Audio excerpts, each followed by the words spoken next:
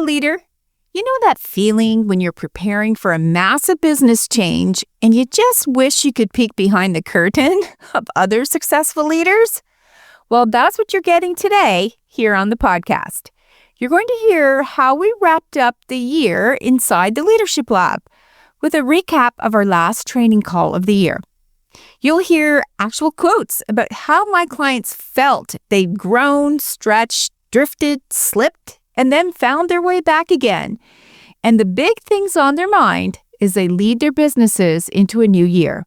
You'll likely relate. Welcome to the Stacking Your Team podcast, smart leadership for women who mean business.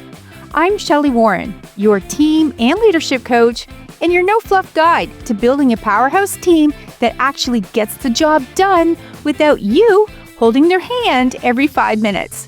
You're not just a business owner, you're the leader now, and I'll help you step up, lead smart, and stop micromanaging. Stick with me and you'll learn how to hire, fire, and inspire a team you lead with confidence and finally get your night and weekends back. And here's the hard truth. The team that got you here may not be the team that gets you there. So let's trade burnout for bold leadership and stack your team. Before we start today, I want to make sure you know how much I appreciate you. We're celebrating 8 years on air this month. Did you know that this show is one of the longest running and most credible women-focused small business leadership podcasts available today for established business owners? It's true. So what makes this show so different? Well, it's female hosted, that's me, focused on small business team leadership, not HR, not startup storytelling. There's no newbie go girl hype and no hustle harder talk. The episodes are intentionally designed for you to try this tomorrow. Thank you for every one of you who have stuck by me since 2018 and those who found the show along the way. Every new subscriber represents a real person navigating leadership, work, and life. And I don't take that responsibility lightly. You mean more to me than you know, and I'm so grateful you're here. During our last training call inside the Leadership Lab, my clients spent real time reflecting on every action. Every painful, joyful, and pivotal decision that they made in 2025. It quickly became clear that each of them had been struggling across all their businesses with the same challenge. Can you guess what it was? Yeah, they had all hit a turning point where they realized they had to stop micromanaging every single detail and instead start managing their team's accountability. If you've ever felt like your business can't survive without you checking every email, this deep dive is your blueprint out. So for context, a workbook always accompanies our training calls. And if you've ever attended one of my free virtual workshops or an in-person training, you know that our team loves to wow people with our workbooks. This one was designed to prompt each member of the Leadership Lab to think deeply about a key topic. So things like, what am I proud of leading this year? What did I avoid leading this year? What's noticeably different about my leadership style now? We also dove into more specific questions like, what habits weakened my leadership presence? And this could look like things like, like rescuing, overly hand-holding, skipping preparation. And then on the flip side, we talked about what habits enhance their leadership presence. So things like more documentation, more confrontation, getting help at home, shorter work weeks, and commitment to CEO days for planning and thinking. So let's start where the workbook and my prompting questions did. Now, they all confessed to the same multi-year problem. Feeling the need to micromanage had been going on for a very long time for many of them. Through their growth, through their hiring, through their shifts in marketing strategies, and through the shifts in their service offerings. We also looked at revenue leaks. So admitting to situations where billing was an issue, scope creep and unclear boundaries, or even having the wrong people delivering the services. At the same time, we looked at what services or products that really should have been retired.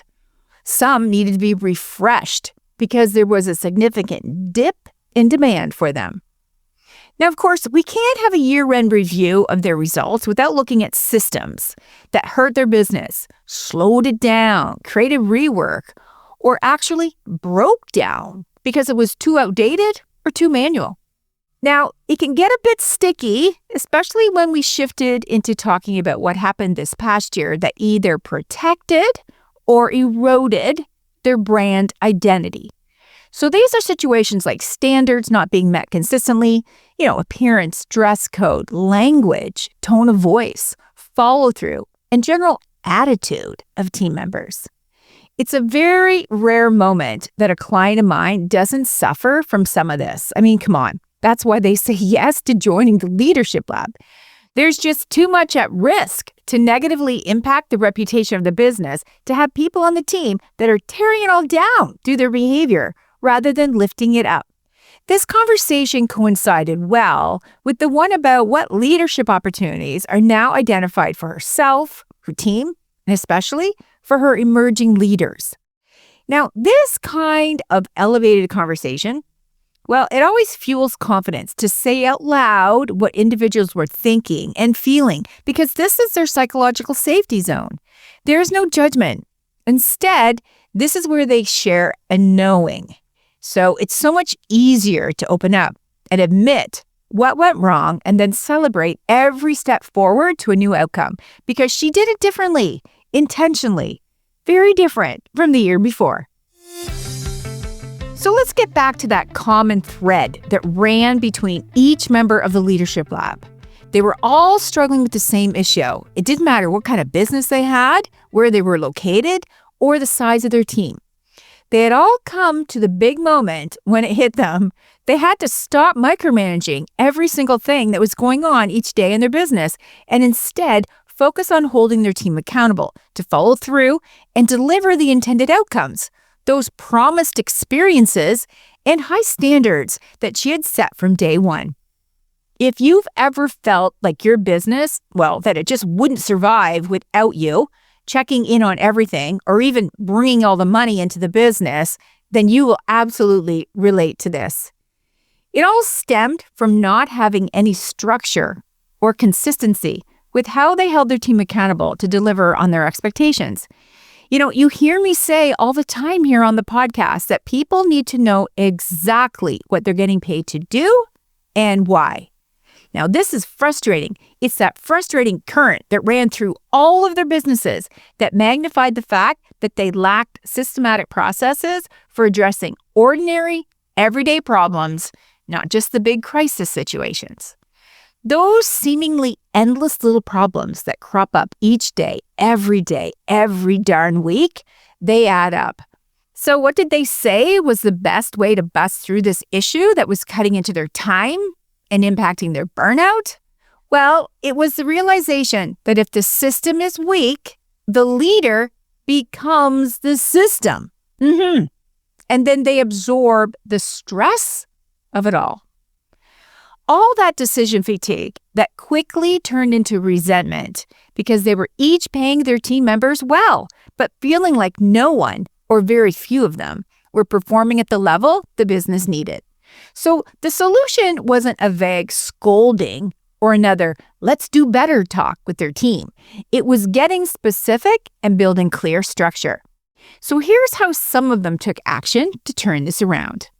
One of my clients introduced operational dashboards that made it very normal to see what's happening in each department during team meetings, not just one-to-ones. They also dove into one of our signature tools, action plans, that formally held people accountable to turn the performance around within a time frame with clear steps as to how they were going to improve in such a way that was noticeable. Now, for many of them, the action plan was the perfect tool they needed to host adult conversations with team members who had been disappointing, not only to her, but to the team as well, because they were creating a bottleneck or causing rework or not following through on commitments and standards.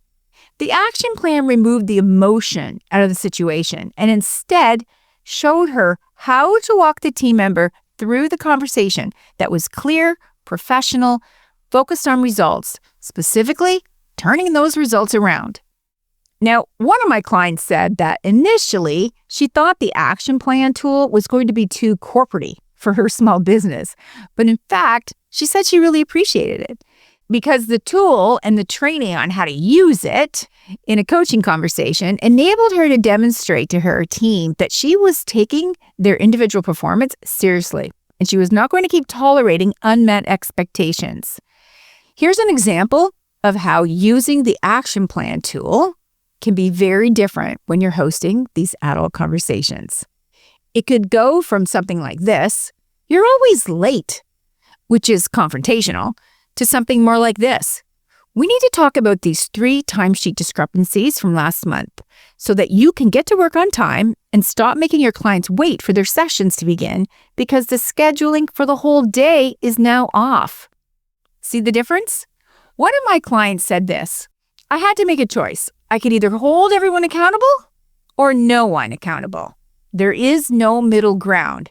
She went on to say that she had learned the hard way that the moment she let one person slide, she had silently redefined the minimum standard for her entire practice. She realized standards have a trickle-down effect, and it was just too darn costly to carry underperforming people. She had felt the cost of lost time, energy, team morale, and it was way greater than the pain of just addressing it. Now, I'm not going to lie, I got a bit misty-eyed hearing her say this. Another big shift came from a client who had been out of her business for many months due to her cancer treatments. 2 team members ran the business during her absence, and she wanted to return, reestablish herself as the business owner, and set a new direction with structure and a more streamlined operation. As she returned and showed up as a more confident and focused business owner with a plan, these 2 individuals resisted and ultimately left. That's what happens when a leader evolves. The team does too, and it's necessary. She reminisced on how uncomfortable that was, especially because those 2 individuals kept the business going and clients cared for during her health crisis. There was definitely a sense of obligation, humility, and loss when she realized they weren't going to jump aboard any new plans for the future. They wanted the status quo. Yet the uncomfortability was worth it because it all turned out for the best, because other team members stepped up and it opened up opportunities for new hires to join a more structured and more future-focused team. And together, they leveled up and met a new revenue level by crossing the 7-figure mark before the end of the year. Imagine what would have happened if my client continued to tolerate unmet expectations, loose standards, inconsistent client care, and inconsistent business practices. She never would have crossed that 7-figure mark, and that's the high cost of leadership avoidance. Another client talked about that high cost of leadership avoidance by not terminating a team member when she first knew it was necessary. She continued to tolerate this person and pay them well for more than a year. She described feeling like vomiting from anxiety every Sunday night, knowing she would have to interact with this person the next day. You see, it's common for women who lead to delay terminating someone because they tell themselves a story about it being bad timing. They become swept up in the guilt of terminating someone too close to a holiday, any holiday, saying, "Well, I don't want to ruin her Mother's Day." Or they believe they need to wait until the team members got their child through their senior year of high school, or the first year of college, or through their first year as an empty nester. The storylines can go on, all to the benefit of the team member, but to the detriment of the business, the owner, and the team. The hard lesson here is that once the decision is mentally made, the separation has to happen immediately. It's the only way to respectfully let the person go, respectfully not damage the working relationship any further, or the relationship of other team members who are wondering, why does this person still get to keep their job? It's also incredibly difficult to put a mask on every day and show up at your business with your team and clients and act as if you appreciate this underperforming person when you don't. I mean, come on. You're not an actor. And this is all taking a heavy toll on your well-being and your team culture. Another client shared how she took a new stance about holding people accountable.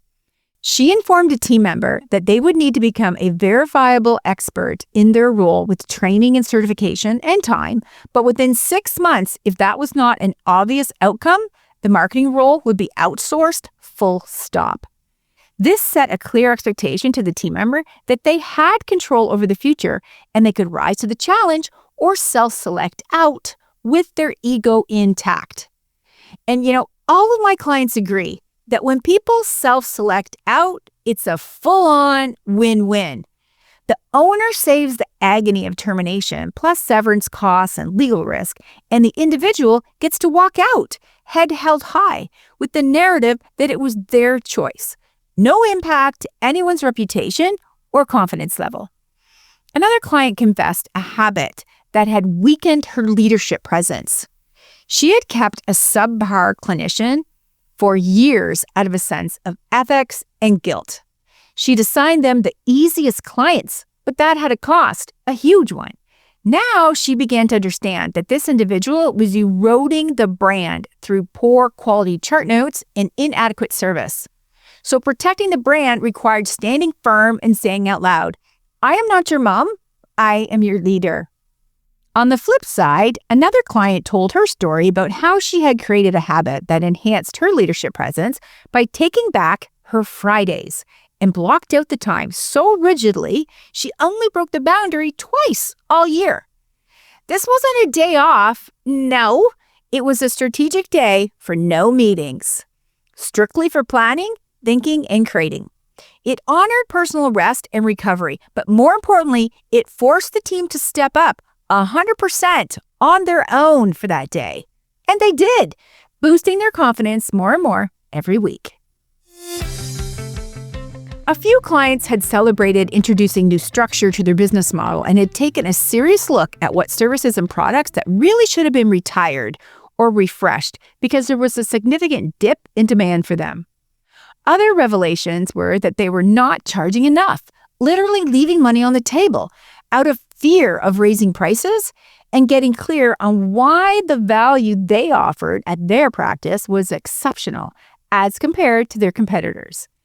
Now, introducing these improvements to their revenue and profit capability came because my clients were able to free up their calendars and brain space to think deeply about efficiencies instead of trying to get through each day by putting fires out and also being the revenue warrior herself because others were not meeting their minimal billable hours. My clients are running legit businesses, not hobbies and not not-for-profit agencies. They're seeking high-touch support that leads to different results for her and her team. Big focus items for next year were retention of their very best team members, more clarity around their career paths, which is a signature tool they learn and then apply here inside the Leadership Lab that directly impacts hiring higher quality people and then keeping them. We wrapped up with them all collectively agreeing that setting a vision for the next year and then making some solid strategic plans to execute will help them not get pulled sideways by distractions. Instead, they all want a quiet, sometimes boring business that runs really well and that's making a significant impact in their niche. They also want to be able to provide stable employment for their team with some key leadership positions for the right people. That's what they're all continuing to go after. So if you're standing on the edge of a big shift in your business and feeling the weight of what's changing and wondering if you're the only one who feels this way, I hope this episode was a reminder that you're not. Leadership is rarely a straight line. It's growth, drift, recalibration, and then recommitment, often all in the same year. What you heard today is what it actually sounds like when capable leaders do the work out loud amongst others who are doing the same thing. Take what resonates and let it steady you. As you head into the next season of your business, remember this. Clarity comes from showing up, not from having it all figured out in advance. I'm here to help you. If you're tuning into this podcast, it's likely because you've grown your business, but your team still depends on you for everything. Every woman in the Leadership Lab starts there too. The Leadership Lab gives you tools, coaching, and accountability to build a team that runs without you. No more hand-holding. You'll go from managing people to leading leaders so you can focus on your highest valued work that you love doing. Don't go it alone. We're welcoming new members right now. Don't wait for next month, next quarter, or next year. Join us now and instantly feel better prepared to lead differently by visiting stackingyourteam.com. I can't wait to support you. If today's episode helps you see your leadership in a new way, I'd love to hear about it. Come connect with me on Instagram, where I'm at stackingyourteam, and tell me what's troubling you about your team right now. And hey, if you're tuning into this podcast because you work somewhere and you want to develop your leadership skills, I invite you to start following our sister company, Thousand Islands Leadership Consulting. Check us out on Instagram or LinkedIn so you can chart your course to the next level of leadership. This is Ellie. Come back next Tuesday. My Mimi will have another episode for you.